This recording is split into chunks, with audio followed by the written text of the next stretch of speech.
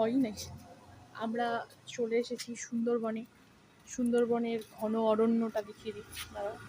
এই যে ঘন অরণ্য, চলো আমরা অরণ্যের মাঝখান দিয়ে যাচ্ছি ফর সেফটি। সামনে বাঘ আছে, বাঘ থেকে একটু বেঁচে থাকতে হবে আমাদেরকে,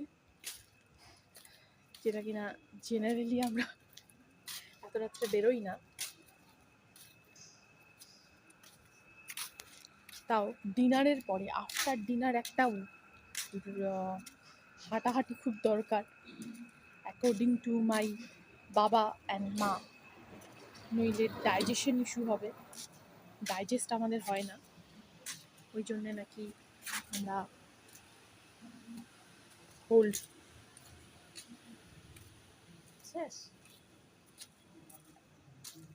লোকজন ছিল, কথা বলা যাচ্ছিল না, কারণ আমরা খুবই একটা লজ্জা লজ্জা পাচ্ছিলাম, তাই জন্য আর কথা বলতে পারলাম না। তুমি কিছু বলতে চাও? নো।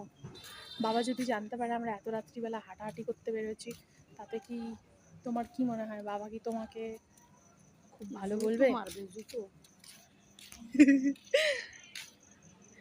ওকে, এইখানে ছবি তো তুলতে পারবো না।